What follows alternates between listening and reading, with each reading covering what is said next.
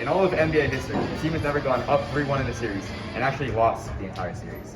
In this series, do you think that could ever happen? Oh, no way. I mean, that's just so unlikely. A team going up 3-1 and losing? Like, what are all the possibilities that could happen?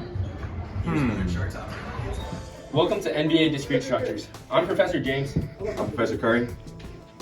So, in today's lesson, we'll be examining, in a best-of-7 series, how many outcomes exist where either team blows specifically a 3-1 lead out of all of the total possible outcomes. So here we're looking at probability, which is event space over sample space. And in our scenario, it's all possible 3-1 leads blown over all possible win-loss combinations for a 7-game series. So first we'll be looking at the event space, which is going to be 7 games, 1, 2, 3, 4, 5, 6, 7. And the last 3 are all going to be losses because we're blowing, or essentially losing, the 7-game series.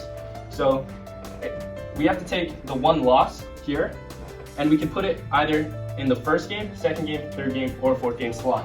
And the 3 other wins will fill in those spaces in the 4-game set.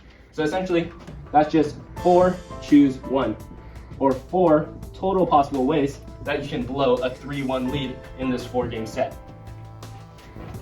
So now for the sample space, which is all possible outcomes for a best-of-7 game series. So for all possible outcomes, there are 4 different categories we can have here. The first is a sweep, which would be four losses in a row. And in this case, there are 0 wins that we have to place. So to get the total number of possibilities that this can happen, it's just 3 choose 0, because in each of these scenarios, the last game will always be fixed because it has to end in a loss, signaling that one team has actually won the series and completed their set of 4 wins. So here we have 0 wins to place in 3 spots because these are all filled up by L's. So in the second scenario, we can have 1 win and then 4 losses. We could have something like a loss, win, loss, loss, and then the fixed loss at the end, or loss, loss, win, loss. So essentially in this scenario, we have 1 W to place out of 4 slots. So this is simply 4 choose 1. In the third scenario, we have 2 wins to place. So we could have something like loss, win, win, loss, loss, and then the fixed loss at the end, or loss, win, loss, and then the fixed loss. So here we're essentially picking 2 spots to put our 2 W's out of 5 slots. So this is just 5 choose 2. And then finally we have a scenario where one team has 4 L's and the other has 3. So here we're essentially slotting 3 W's in 6 slots. So this would be 6 choose 3.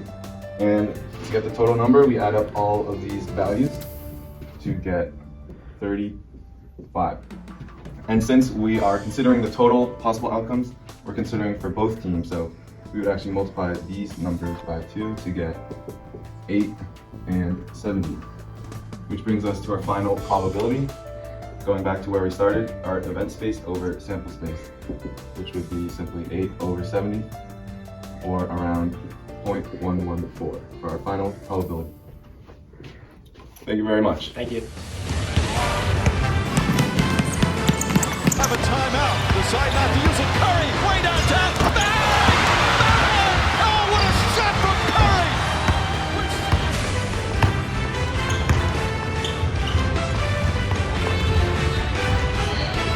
Oh, blocked by James! LeBron James with the rejection.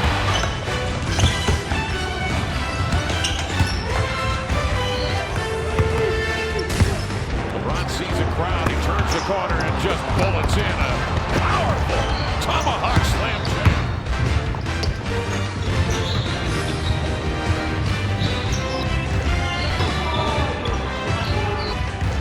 Here we are, after the series, about to interview Mr. Steph Curry and the Golden State Warriors.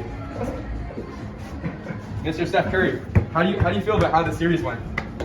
Man, I don't know how it happened. It all happened so fast. We were up 3-1 and then we still lost. I really didn't think it was possible. But thanks to discrete structures, I now know that out of the 70 possible ways a best of 7 game series can end, 8 of them result in a team being up 3-1 and blowing the lead. Dang, nabbit, we got so freaking unlucky. So unlucky, man.